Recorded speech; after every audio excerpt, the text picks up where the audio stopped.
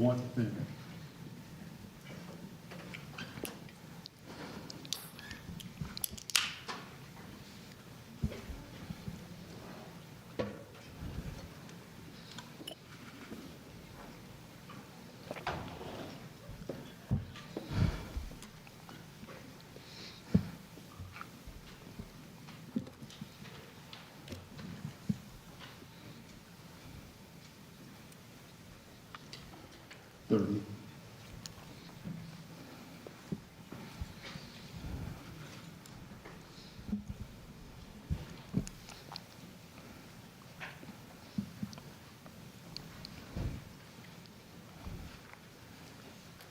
Stand by.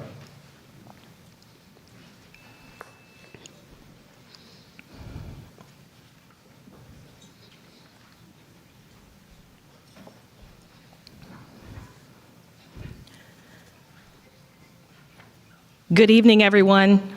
I'm Sasha-Ann Simons, host of In the Loop, WBEZ's 9 a.m. news talk show. I am honored to present to you this evening's debate brought to you by WBEZ, the Chicago Sun-Times, the University of Chicago's Institute of Politics, and International House. Now, in a few minutes, we are going to hear from the three leading Democratic candidates looking to replace retiring U.S. Senator Dick Durbin. The Illinois primary is on March 17th, but early and mail-in voting, that actually starts sooner, on February 5th in some suburbs and February 12th here in Chicago. Now, this is a very pivotal moment and a high-stakes race.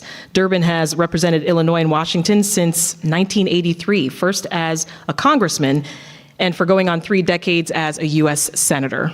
Now, we are live on the air right now on 91.5 FM, and we're streaming online at WBEZ.org.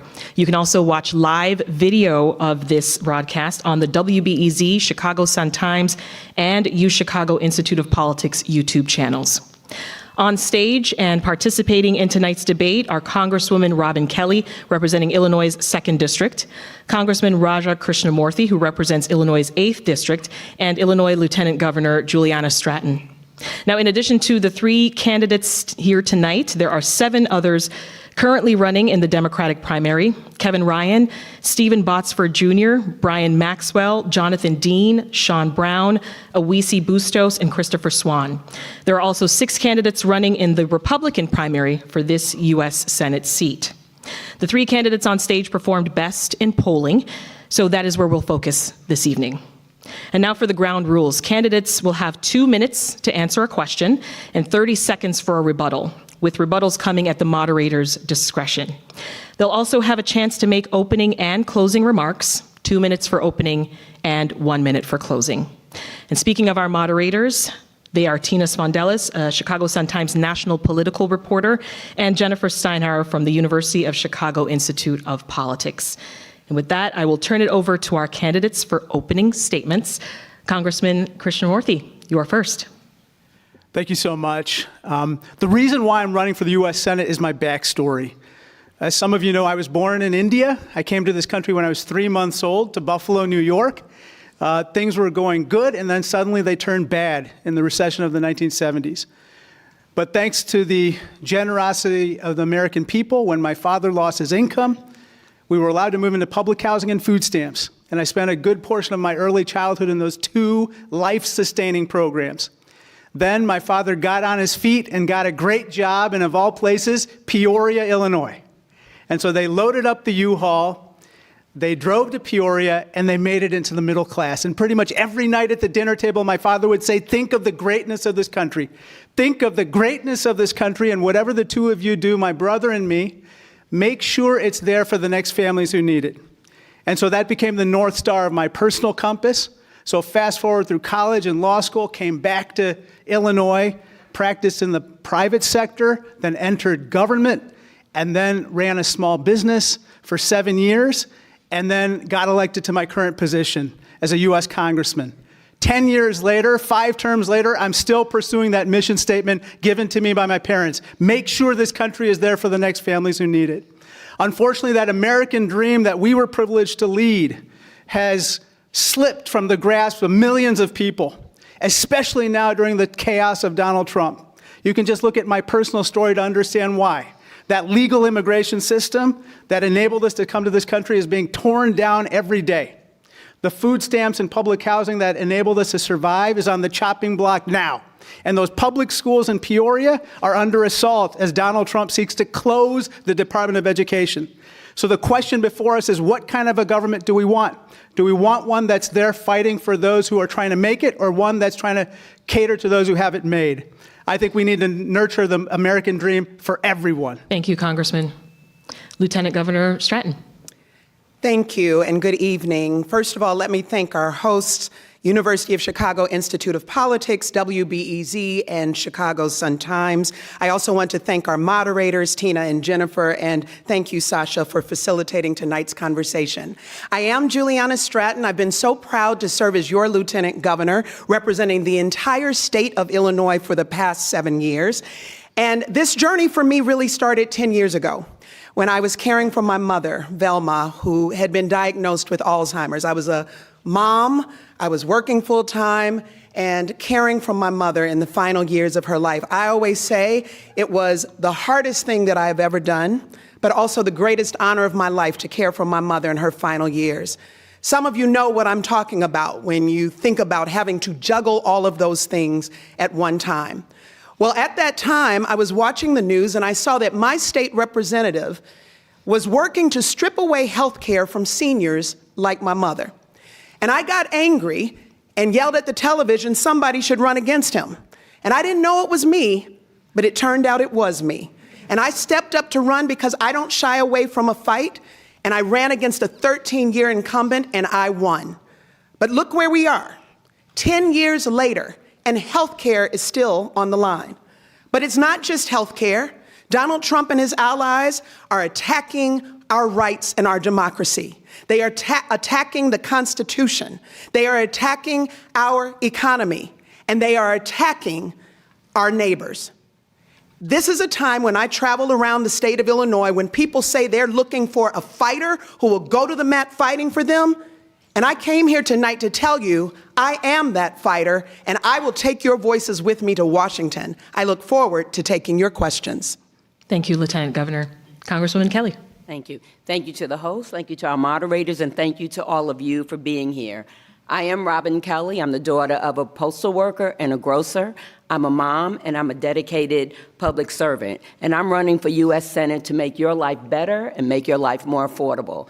I've worked on every level of government, and I've been in Congress for almost 13 years. And I've passed meaningful legislation under Barack Obama, under Donald Trump, and under Joe Biden. I have the biggest Democratic district in Illinois. I am truly urban, suburban, and rural. I have a microcosm of Illinois in my district. So I know the struggles that people have. And even though people try to separate us, and we live in different areas, but we know that people have the same fears, they have the same struggles, they have the same wants and needs. And that's why I'm running on a platform of people over profits. So we can finally have millionaires, billionaires, and corporations pay their fair share. So we can invest in health care for everyone. So we can see our Social Security become solvent. So we can build housing and affordable housing. So we can raise wages. So we can cap child care costs so people aren't paying more for child care than they are for rent. So that we can invest in economic development so we have economic opportunity. I've never been afraid to show up, stand up, or speak up. I have challenged the NRA, I have challenged health insurance, and I've challenged the political machine, and I've won. Right now, I'm challenging the political machine. I have filed letters of impeachment against Kristi Noem, and I'm leading that fight. And I'm proud to say tonight I have 146 co-sponsors on that bill. So stay tuned, folks, more are coming. We need a fighter in the Senate, but we need a winner. It's not just about fighting. You have to have a record of accomplishments and show that you can get things done. And I am that winner, and I would love to take my proven track record to the Senate. Thank you, Congresswoman. Fight and win for you. Thank you. Now we'll turn it over to the moderators. Let's begin. The entire nation has been consumed by the escalation of ICE enforcement and the shooting deaths of Renee Good and Alex Preddy in Minnesota. If you were in the Senate, what specific reforms would you seek legislatively from the Department of Homeland Security, and how would you propose getting them done with Republicans in charge? Lieutenant Governor. Well, first, let's talk about what's happening in our communities right now. We saw it with Operation Midway Blitz right here in Chicago, and we stood strong as the city of Chicago and the state of Illinois to say that Donald Trump is not welcome here in this city. We have seen so much terror inflicted upon our communities. He said he would go after the worst of the worst, and he ended up sending his agents, his rogue agents, to snatch people off the streets, stuff them into unmarked vehicles with no due process, no warrants, nothing, stomping on our Constitution. It is not only wrong, but it is dangerous. And here we are, and I'm standing on the stage with my opponent, Congressman Krishnamoorthi, who, as they started to attack the city of Chicago last summer, he went onto the House floor in Washington, D.C., and voted to thank ICE. He's accepted funding from ICE contractors. That is not the example of somebody who's going to stand up to Donald Trump and fight for all of our communities. I want to abolish ICE because this agency cannot be reformed. We are looking at what's happening, and it doesn't matter whose ICE it is. ICE needs to be abolished, and we need to move this country forward and make sure our communities are safe. Thank you. Congressman, you're next. Well, thank you for the question. First of all, Trump did say when he got elected that he would go after the worst of the worst. Instead, he went after families. He separated families. He terrorized neighborhoods. And then he basically disrupted our economy at the same time. Students didn't go to school. Workers didn't go to work. People didn't go out to shop. This happened in my congressional district as well. The haunting video stays with me of ICE actually going after an 18-year-old U.S. citizen, stopping her, tackling her, an ICE agent kneeling on her neck as she's screaming, "I'm a U.S. citizen, I'm a U.S. citizen." They then snatch her away, put her in a vehicle, take her for hours without their parents knowing where they are until they had to produce papers later on at night when she was freed. That's completely unacceptable. Look, Lieutenant Governor, I'm an immigrant. I'm the only immigrant on this stage. And unlike many of you, I've actually done the hard work of trying to hold ICE accountable.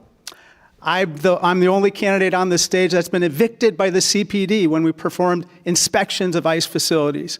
I'm the only candidate on this stage that actually inspected an ICE facility itself. And what I learned there was shocking, that they not only target people with convictions, they go after people who are merely charged and who are collaterally present. That means innocent civilians.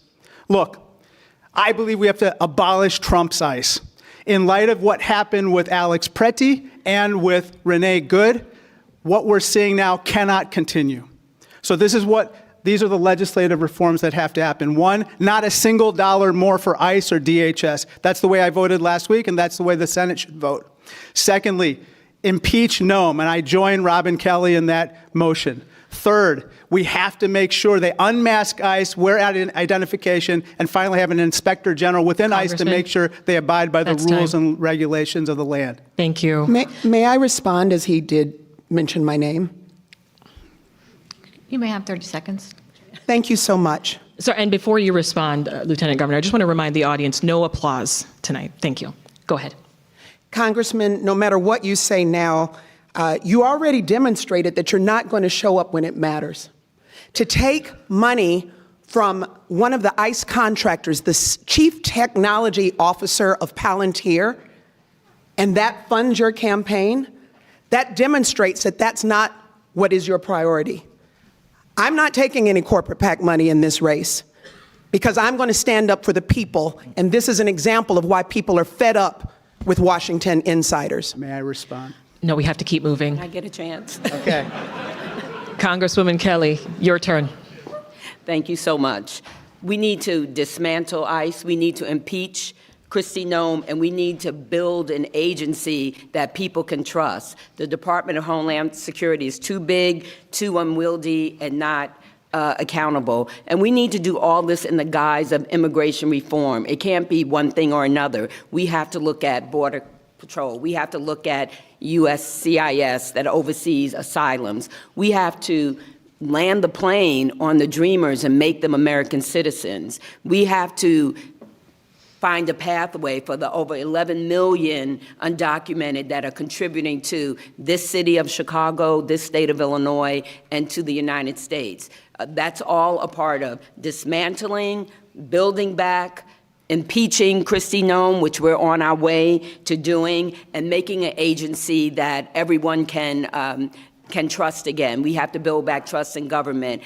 My district, that's where the helicopter landed, and they pulled out undocumented and Americans, Black Americans, out of the building. They kicked in doors. There were kids' clothes strewn all over the place and brought out people tied up.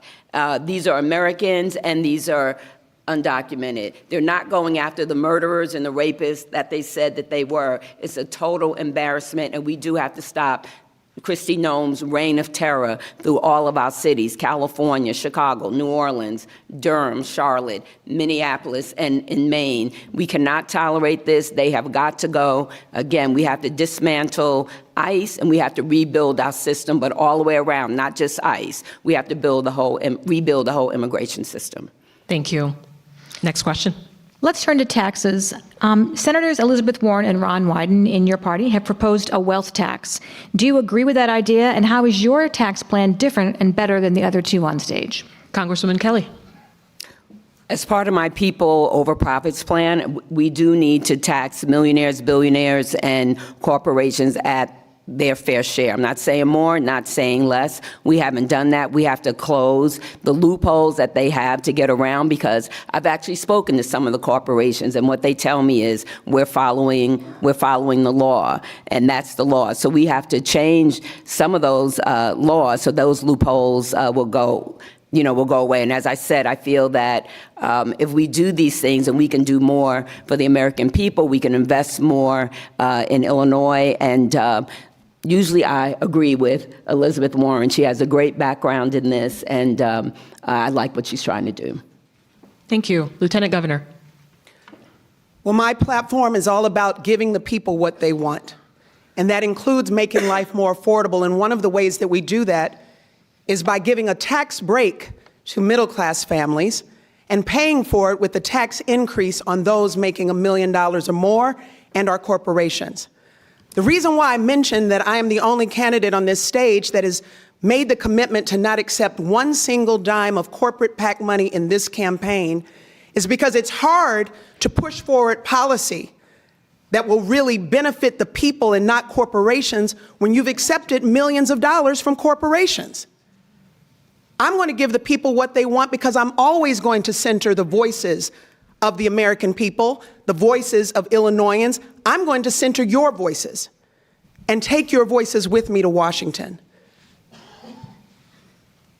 Thank you. 30 seconds. 30-second rebuttal. Congresswoman Kelly. You've heard that I take corporate PAC money.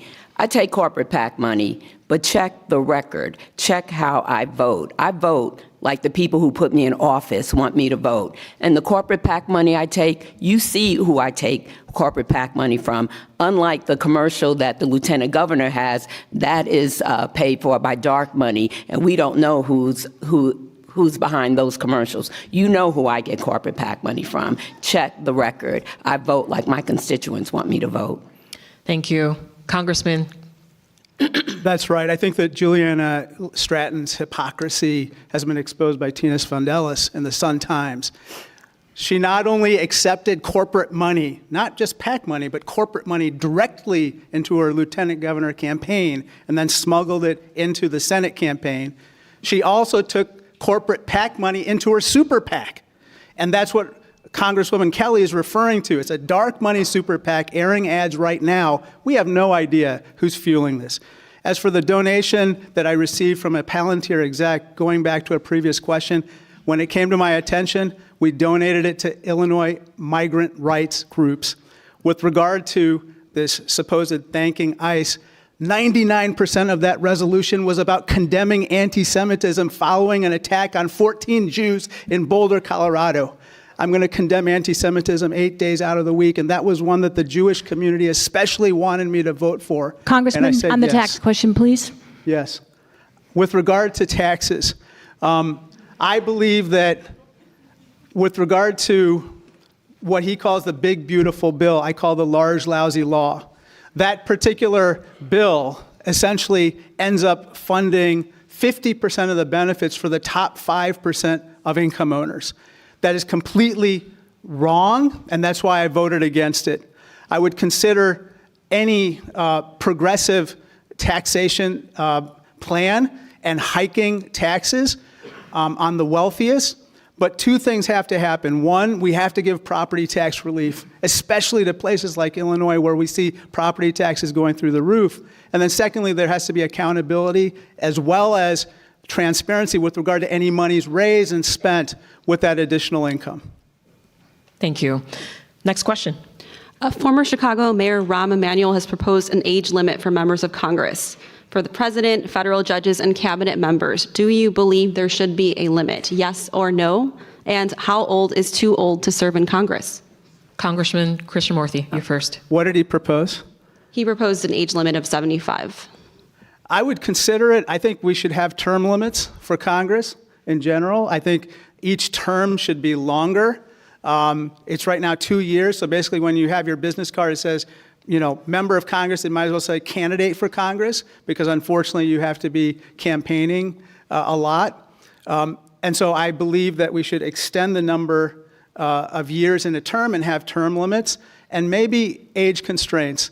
But I think that right now the institution needs a lot of other reforms as well. And that's why I am proposing, and it's my main bill, to basically ban individual stock trading of securities in Congress. This is absolutely vital to bring trust back to Congress. Right now, unfortunately, a lot of people, they pull out their phone and they go on Ameritrade and they start trading based on inside information that they get, either from a briefing or from a classified hearing or from legislation that they're aware of, and that's wrong. And so a number of reforms have to happen with regard to Congress. I would consider those as well as anything that would restore more trust to the institution. Would you commit to term limits if elected to the Senate?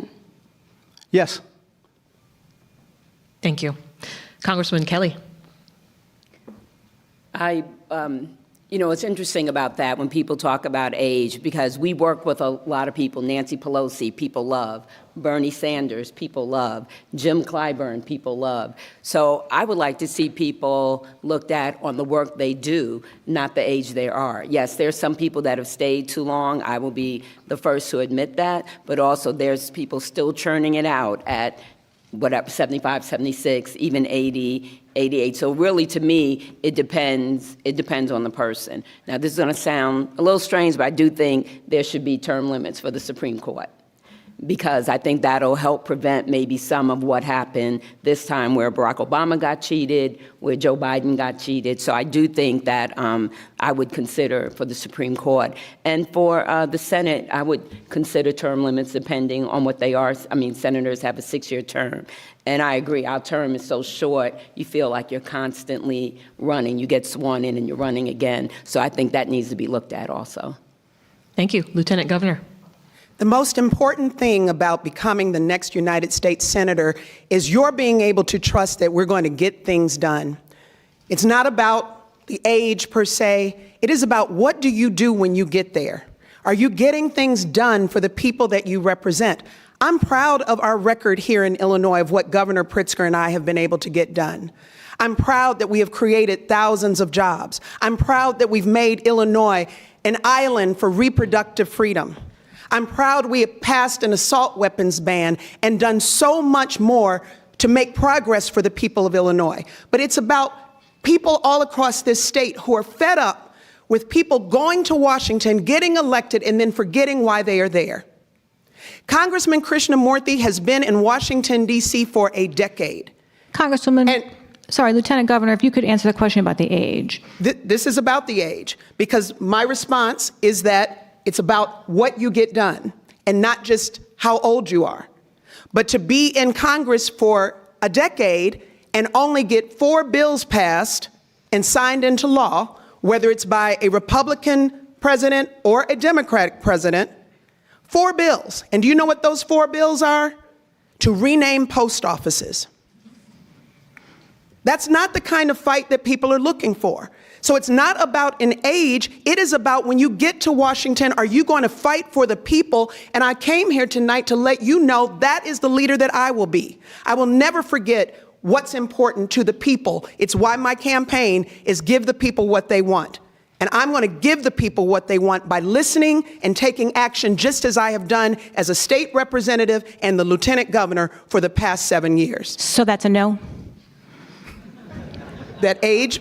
Yes. Should there be age limits on members of Congress? No, it's about whether you get things done for people, not an actual numerical, not a number. Thank you. Thank you. Time now for our next question.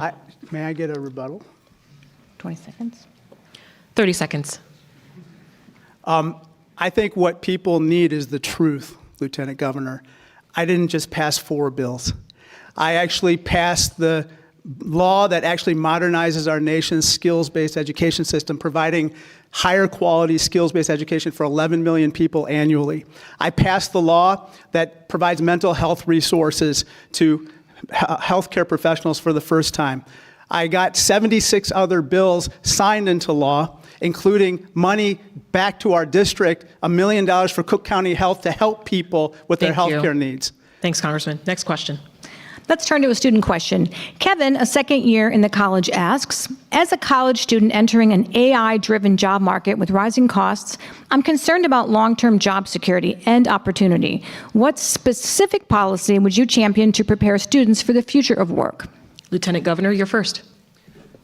Well, certainly we want Illinois to be on the cutting edge of new technologies, and certainly AI and the advancements that are possible can be exciting, and we want to be a part of that.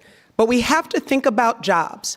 You know, I think about going to the grocery store, and some of you might have had this experience. I used to walk into the grocery store and there would be 10 aisles that you could walk down, 10 lanes to check out, and there would be a human being in that lane that you could talk to and say hello and as they were checking out your groceries. And now I go into the grocery store and there are 8 lanes where there's no human being, and 2 where there is a person. And I always make it a point to go to one of those 2 because it's important to me. I'm always thinking, well, where did those jobs go? And how is technology replacing real people? So the way that I look at it is we need to make sure that as part of my plan to expand access to the middle class and create jobs like we have done here in Illinois, we have to make sure that as we move into these technologies and continue to see them expand, that we are thinking about how to make sure there's reskilling and upskilling, and that we are creating pathways for young people to be a part of these new technologies. I know that one of the things that I want to see happen as we think about trade and technical education, and I think there's a great opportunity for AI in that standpoint, that I certainly want to see us include Pell Grants, which cover 4-year universities, to be expanded to trade and technical education so that more young people can have access to those opportunities. But one thing that we know, that as we move this forward, we have to make sure we think about workers and not allow AI or any technology to take away the opportunities for people to get good paying jobs. Thank you, Lieutenant Governor.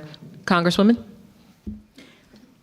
Actually, 7 or 8 years ago, I did a year-long study on artificial intelligence with my colleague, Will Hurd, Republican from Texas, and we looked at 4 things: national security. He was ex-CIA, so that was his thing. My thing was workforce development, bias, and privacy. And we actually passed a resolution in the House, but we couldn't, what's new, get it passed in the Senate.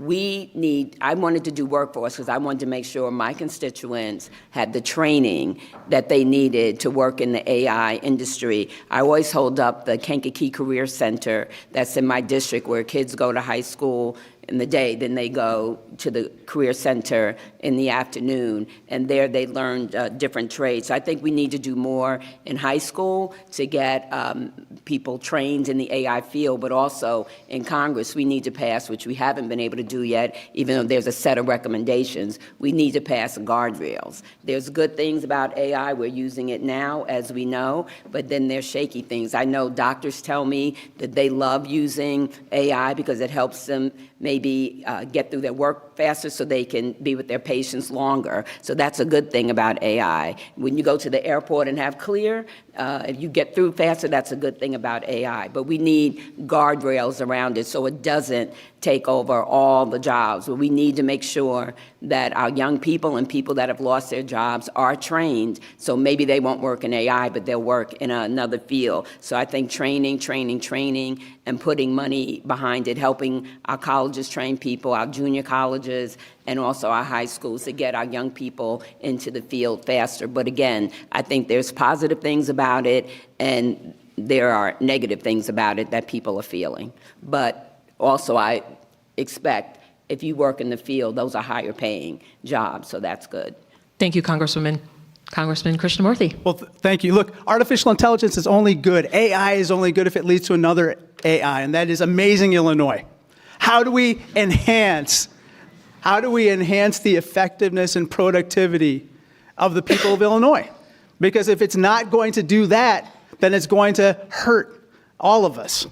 And so I believe that AI has to be embedded. It has to be embedded within every facet of education. It has to be embedded in skills-based education and career technical education. This morning, I just came from a ribbon cutting at Schaumburg Regional Airport, where a program that I funded to the tune of $500,000 through a grant from the federal government enables people to conduct aviation maintenance. And it trains students to basically be part of a fast-growing, in-demand field. However, the tools that they are going to need to be able to conduct that aviation maintenance are generally AI-driven. And so they're going to need to be trained on these tools in order to be effective within that field. I agree that we also need to consider the guardrails on AI. So that means, for instance, making sure that people aren't somehow targeted based on who they are or how they look like. As a racial, religious, ethnic minority immigrant with 29 letters in my name, I'm especially sensitive to this particular issue. In addition, we do have to worry about labor standards. I think the reason why 14 unions have now endorsed me is because I try to make sure that they are at the table whenever we think about how do you bring new technology to bear on old processes. And that includes with regard to manufacturing and technologies of the future. Finally, we have to lead the world in AI. We have to invest in research and development at places like University of Chicago and elsewhere. Thank you, Congressman. Thank you. Next question. Democrats spend a lot of time talking about all the ways that they will fight Donald Trump, but is there a current or proposed policy of the president that you do support? Is that for me? Congresswoman Kelly, you're first. Figured. Oh, what do I support? That is. Let me think about that really quick. Actually, even though he doesn't follow it himself, I do not. I sit on energy and commerce. Healthcare is my biggest portfolio, so I do not support Secretary Kennedy, but I do support their one little thing they were trying to do as far as wellness and exercise and eating properly and more preventative to keep us healthier. And I have legislation around food is medicine, so I do a lot of work, around that. As I said, I have 4,500 farms in my district, so I work a lot with my farmers, and that would be working with the farmers, getting people, especially people in low-income communities that live in food deserts. They would have vouchers to get fresh vegetables and fruit and things like that. So that little thing that I can think of that they were trying to do with Americans being healthier, even though they said that, but then on the other hand, they don't want you to have vaccinations and things like that. So they're talking out of two sides of their mouth, but that's something I do think that, exercising, eating properly, that's a good thing. Thank you. Congressman. Well, he's such a stable genius, I don't know where to start. Look, this guy is absolutely taking a monkey wrench, a sledgehammer to our democracy right now. Not only that, he's doing that to the American dream. And I told you all about that previously. The one thing where I do agree with him is I think that we have to be concerned about our manufacturing workers and what's happening to them. Unfortunately, the Chinese Communist Party made it their plan to essentially make a lot more stuff than they'd ever need for their country, export the surplus to the United States and other nations at prices beneath the cost of production, dumping it on our markets, driving out their competition. Then they monopolize the market, and then they coerce us to do other things with their monopoly. They weaponize their monopoly. And so I do think that there is increased attention being paid to this particular issue. We have to stand by our workers. We have to stand by people who do everything they can every day to feed their families, to educate themselves, to go to work, play by the rules. And when other countries break trade rules and create an unlevel playing field, that's unfair. Now, where I disagree with him is everything else.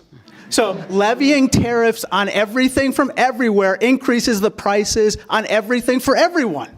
And that's wrong, because that hurts businesses. It hurts Miles Craft in Rockford, which is devastated by these tariffs. It hurts the farmers at Kindred Farms in Atlanta, Illinois, which I visited, because they're in the crosshairs of this trade war with China. Not to mention hurting working families who can't afford the increased prices. Thank you, Congressman. Lieutenant Governor. Donald Trump is not a normal president. In fact, he's not a normal person. And when I look at this president and his authoritarian agenda, I always say that we're not just looking at the rise of fascism, we are staring it right in its face. He's terrorizing our communities. He's stomping on the Constitution. He's stomping on the rule of law. Look at the incompetence in his cabinet, and that's not even a strong enough word.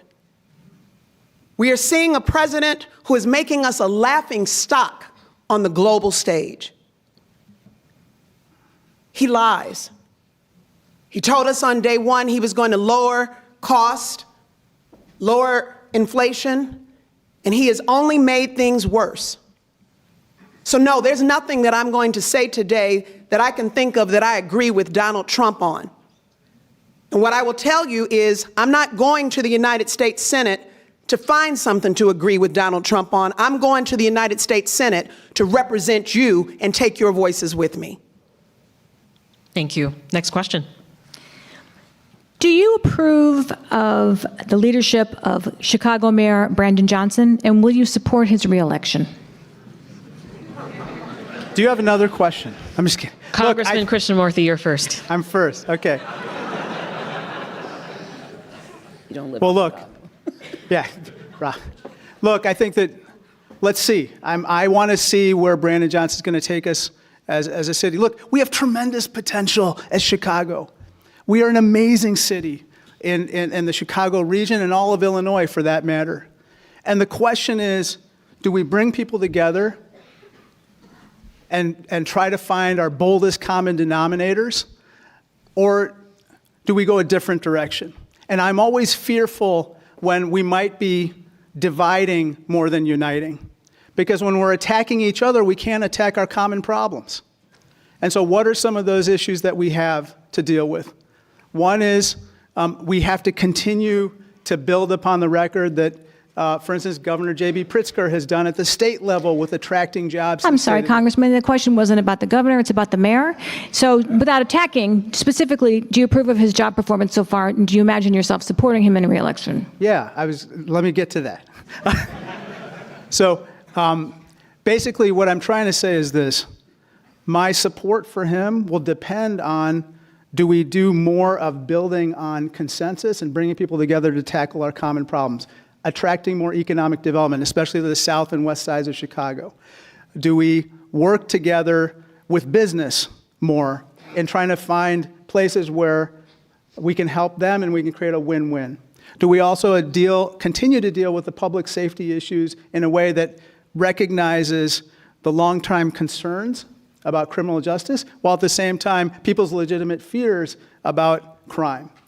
I would also say this, which is we have tremendous potential. Brandon Johnson can preside over a renaissance in Chicago, but only if he takes the best parts of Chicago and amplifies them, including the people. Lieutenant Governor. I'm very grateful for the ways that we have stood together here in the city of Chicago and in the state of Illinois, especially in the wake of all of these attacks by Donald Trump and his administration. And you all might have seen when he was threatening to send federalized troops to our city, we all stood together.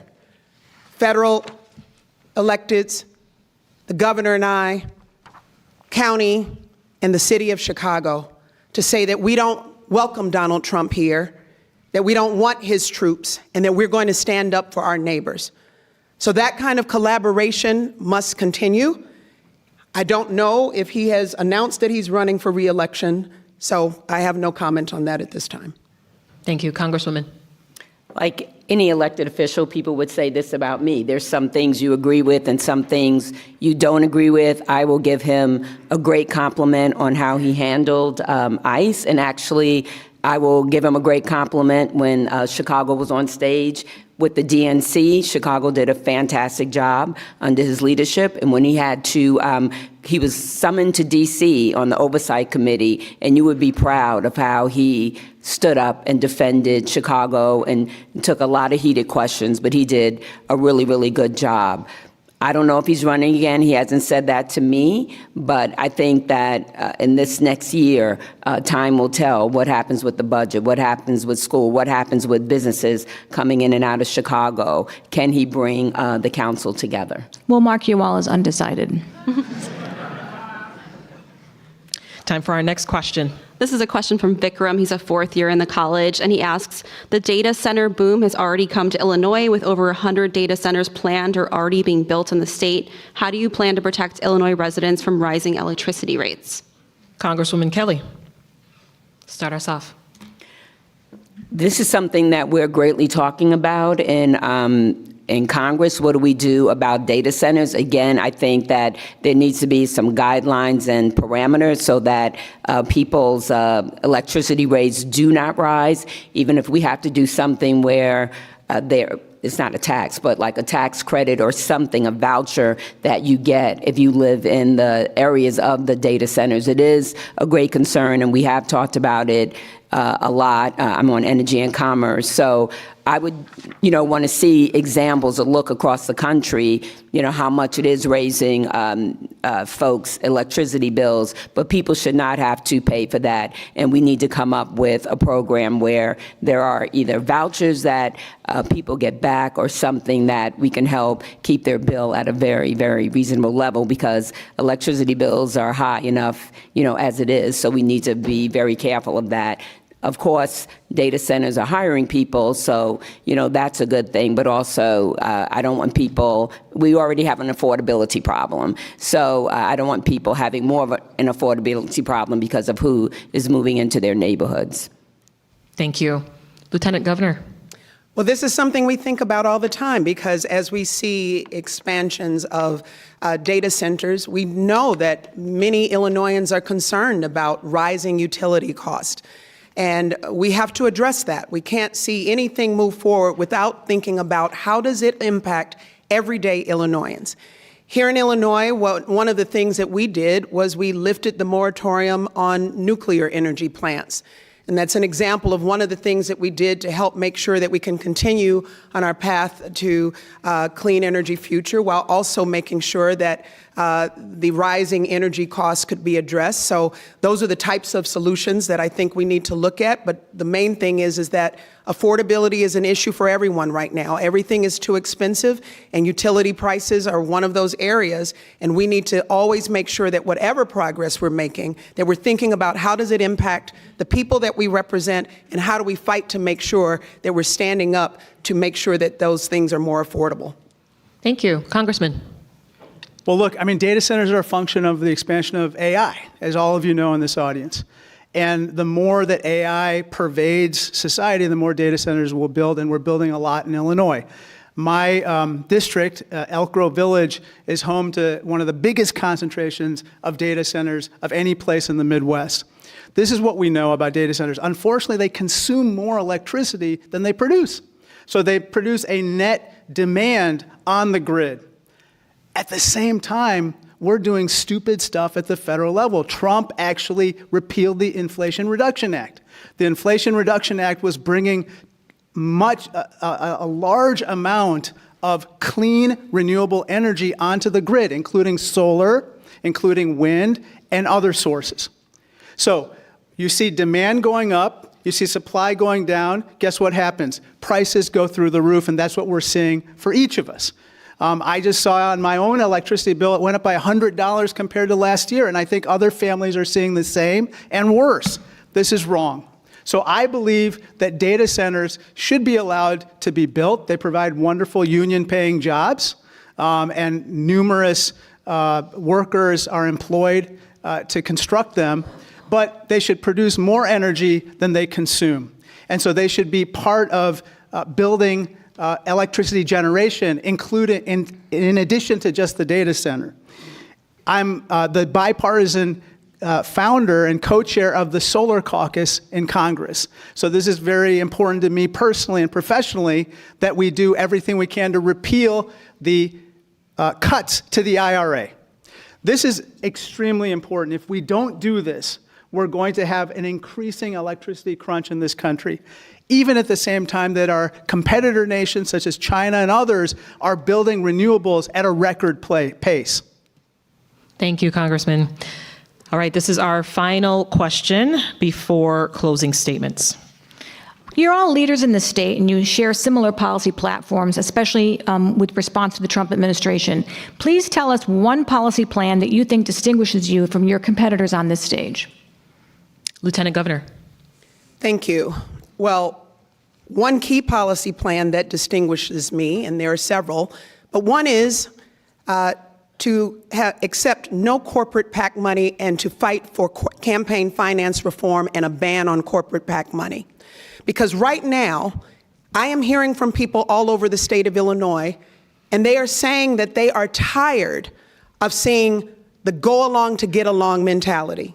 That people in Washington get there and they roll out the red carpet for corporate special interest and forget why they were elected to the office in the first place. I'm proud that I was endorsed by End Citizens United, and I will fight to end Citizens United when I get to the United States Senate. My opponents have taken millions of dollars in corporate PAC money. And I mentioned earlier, Congressman Krishnamoorthi has accepted money from the CTO of Palantir, but it doesn't stop there.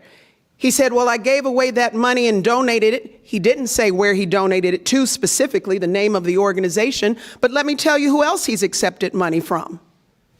From Donald Trump's MAGA advisors, from architects of Project 2025. He's accepted corporate PAC money from some of the corporations that are working to build Donald Trump's personal golden ballroom. Lieutenant Governor, can you please answer the question? This is answering the question. I'm sorry, I thought the question was, what is a distinction? A policy plan. Yes. A policy plan. The policy plan, as I started, I said, sorry if you all did not hear me, the policy plan is to end Citizens United and bring campaign finance reform, and I'm giving the example of why that's important. The reason why is because people are fed up with Washington being about corporate special interest. I'm going to fight for the people and keep the people at the center of the work that I do as your next United States Senator. Thank you, Lieutenant Governor. Congressman. I should have brought some body armor here. Okay, look, I think that at this point, let me talk to you about something I'm really excited about in terms of policy. One of the biggest problems that we have right now is home affordability. People can't afford to buy a home. So just recently, I introduced legislation for a $25,000 tax credit to pay for the upfront cost of buying your first home. Why did I do this? Because I feel that young people especially are having a hard time being able to afford the 20% or more down payments necessary for buying a home. And I think buying a home is part of the American dream. That's what people think of when they think of the American dream. And so why did I do this in addition to the fact it's a good idea? Because it's worked. Barack Obama actually did this when he was president, and 2 to 3 million people bought their first residences because of this refundable tax credit, and we should do it again now. It worked then, it can work now, and the upfront tax credit can actually be used in the first year, not spread over 5 years, but in the first year for child care providers, teachers, and first responders, because we can't have them remote work. So this is something that I care deeply about. Now, unfortunately, my opponent likes to practice politics as usual. She didn't have any policy ideas, she had attacks. And so I have to respond to them. Saying that you're for campaign finance reform doesn't distinguish you. We are all for campaign finance reform. I'm the original co-sponsor of H.R. 1, which would end Citizens United and reward small dollar donations. The reason why I have upwards of 90,000 individuals who've donated to me over time is because I'm an independent Democrat. I've stood up to big tobacco for fueling the vaping epidemic. I've gone after Kroger's and Albertsons for trying to merge, hike prices, and hurt workers. I killed that merger. I went after baby food manufacturers who poison our baby food with toxic heavy metals. They have a target on my back. Thank you, Congressman. Congresswoman Kelly. I also have to say that I will be the first one to sign any campaign finance reform legislation. It's out there. We just cannot get it passed. Believe me, I don't like dialing for dollars of anybody, whether it's corporate, a friend, or anybody like that. And you'll find most people in Congress do not like that. They rather be with their constituents. And it doesn't keep me from being a leader. I know I'm a leader in Congress. I've been a leader from day one. I've been the ranking member of the IT subcommittee, the chair of the Congressional Black Caucus Health Brain Trust, the chair of the Bipartisan Maternal Health Caucus, the chair of the Bipartisan Digital Caucus, because I know how to work across the aisle, because it's not like Illinois where everything is blue. So it's much easier when you have veto-proof House, veto-proof Senate, and everybody, is a Democrat on down. We don't face that in the House of Representatives. I've been in Congress 13 years, only in the majority 4 of those years, and I've still been able to get meaningful things done. As I mentioned, my agenda is people over profits, and I have a series of things that I want to do, but one thing is raise wages for people, and I know sometimes when you raise wages that affects particularly small businesses, so I would like to see realistic wages raised, but also tax credits for small businesses that will raise those wages so that they're not losing money, and see how we could have a win-win situation. Thank you very much. So we have time to squeeze in a quick yes or no question. Here it is. Will you support Chuck Schumer as the leader of your party in the Senate? Yes or no? Congressman, I'll have you go first. Me? Me? Okay. I'll hear his pitch. I haven't decided. Undecided, okay. Depends who's running against him. Lieutenant Governor? No, and I've already said that I will not support Chuck Schumer as leader in the Senate, and I'm the only person on this stage that has said so. Okay. Time to move on to closing statements, and we'll start with you, Congressman Krishnamoorthi. Thank you. Thank you for your attention. Look, I'm running to try to preserve, protect, and defend the American dream from mortal attack by Donald J. Trump. In light of the attack that he has made, and we've talked about it over the last hour, I think we only have 2 choices. We can either roll over or we can fight. And I say we have to fight. We have to fight in the courts. We have to fight in the press. We have to fight in the court of public opinion, in the halls of Congress, and yes, the United States Senate. But we should never, ever, ever surrender our values. And that means freedom, equality, and prosperity, the opportunity for prosperity for everyone, regardless of the color of your skin, regardless of how you pray, whom you love, or the number of letters in your name. There are 29 in mine. And so we have to do everything in our power to preserve that American dream for future generations, and that's my mission. Thank you so much. Congresswoman Kelly. Thank you to the host. Thank you to the moderators. Thank you to the audience. I am Robin Kelly, the daughter of a postal worker and a grocer, a mom and a dedicated public servant. I have stood up to special interests. And also, I told you my district was the biggest Democratic district in Illinois, urban, suburban, and rural. But no matter where you live, I've seen the struggle, I feel the struggle, and I felt the struggle as a single mom putting my coins together to pay bills, and also at night sometime feeding my kids Cheerios. They thought it was fun, but I knew the real reason why I had to do that. I promise you that I will work every single day to make your life better and to make your life affordable. No one on this stage will work harder than me. No one on this stage has a proven track record like me. I've passed a number of bills, and my staff laughs at me because I have done so much, I can't even remember to tell you all the things that I've done. I'm not a show horse. I am a workhorse. If you want that type of person in Congress, frankly, I don't think there's any little kids in the room that has a proven track record. And as people say about Robin Kelly, she gets shit done. And that's why I'm in Congress, and I've been a leader since day one in many, many ways. So I humbly ask for your support and your vote. Go to Robin Kelly for Senate. Thanks, Congresswoman. Lieutenant Governor. Thank you for having me tonight, and thank you all for being here and engaging in this process. It's so important to hear from your candidates. And let me tell you just in a summary form of what you heard tonight. You heard one candidate, that would be me, say that we need to abolish ICE, period. You heard one candidate, that would be me, who said we need to make sure that we don't accept any corporate PAC money in this campaign. And I challenge my opponents to take that on. You heard one candidate on this stage who said that they will not vote for Chuck Schumer as leader because right now we need fighters and not folders. By the way, that would be me. We need real fighters in Washington right now, and this race is a choice between the status quo or someone who's going to go to the mat fighting for you. I look forward to taking your voices with me to Washington. Go to julianastratton.com to learn more. Thank you. Thank you very much. There you have it. Our thanks to Congresswoman Robin Kelly, Congressman Raja Krishnamoorthi, and Lieutenant Governor Juliana Stratton for a spirited debate this evening. Best of luck to you all in the primary. Now, we will be continuing our debate series. Next up, we're going to host an array of candidates on Thursday, February 12th at International House on UChicago's campus. For event details, visit politics.uchicago.edu.